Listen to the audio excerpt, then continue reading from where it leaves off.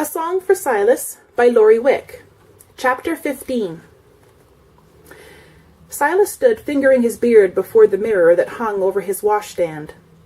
The words ending his grandmother's letter came back to him.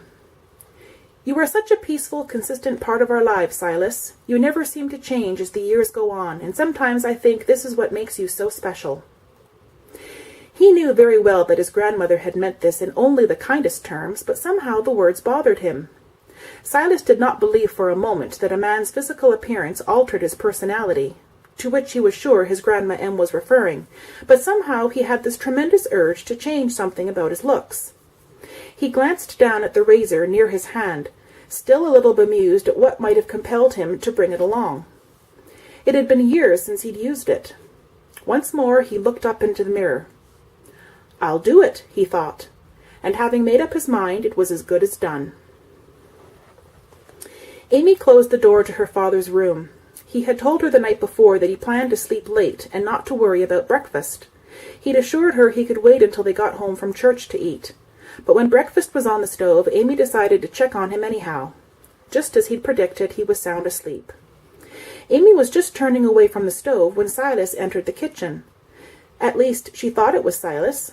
The bowl of oatmeal dropped from her hands and landed hard on the table. Silas stood completely still and watched Amy move toward him as though she were in a trance. Her beautiful blue eyes were wide as she surveyed his new face. His beard was gone. His upper lip still sported a full, dark mustache, but his beard was completely gone. Amy had always thought Silas nice-looking, but suddenly those words were a gross understatement. His jaw was strong, and his chin had a tiny cleft in it.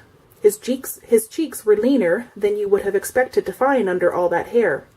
Somehow the absence of his beard made his eyes stand out, and Amy noticed for the first time how blue they were. The skin of his lower face was several shades lighter than his upper cheeks and forehead, but it didn't detract from his looks. One word came quickly to mind: beautiful. Amy was unaware that she had spoken the word aloud until Silas smiled so wide the cleft in his chin disappeared. Amy blushed to her hairline. Silas, on the other hand, was pleased beyond words. Amy turned away in confusion, realizing that until that moment she had never looked at Silas as being anything other than a big brother. Seeing him like this, as a woman sees an attractive man, was a bit disconcerting. Suddenly she felt rather childish, and wondered if maybe this was the way Thomas had perceived her as a little girl. "Do I really look okay, Amy?" Amy immediately picked up the hesitancy in his voice and turned to find she was right. This big, self-assured man was in need of a little encouragement. Amy doubted that Silas knew his insecurity was written all over his face. Suddenly he was her big brother again, and Amy answered with sincerity, "You look great, Silas. I've just never noticed what pretty eyes you have." She grinned mischievously before she went on.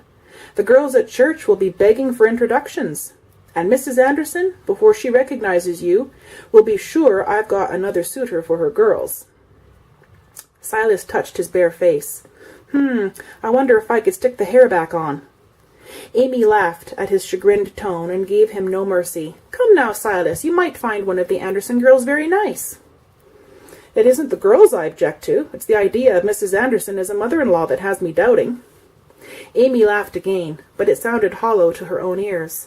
She couldn't understand the funny feeling coming over her at the thought of Silas interested in one of the girls at church. It was still on her mind when they pulled out of the yard in the buggy.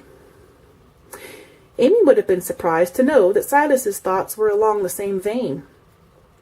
What was it that caused a man to become more attracted to one woman than another?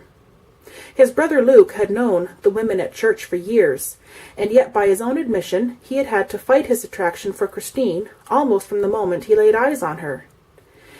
Had she been a Christian when they'd first met, Luke would no doubt have carried her off and married her within the first week. Silas missed them terribly, especially little Josh. But it was almost a relief to be away for a spell. Luke and Christine's marriage was a warm and loving one, and even though they never made Silas uncomfortable with their shows of affection, they did make him long for a wife and child of his own. Suddenly Silas's thoughts turned to Amy. How was it for her, after planning to be married, expecting a home of her own, with a husband at her side, only to have those plans dashed in an instant? April Nolan, Amy's aunt who lived in Baxter, knew Silas cared deeply for Grant and Amy. After Amy had written to her about the change in her wedding plans, April had talked with Silas. He was sure Amy was unaware that her aunt had shared with him. Maybe it was because Silas had met Amy as a vulnerable 14-year-old girl who had just lost her mother, but he knew he was more than a little protective of her. The idea of seeing her hurt caused him deep pain. He worried a bit over what his reaction would be if he were to ever meet Thomas Blaine. Silas was so deep in his own thoughts and prayer he did not notice Amy's own silence. In fact, he was still praying as they pulled into the churchyard.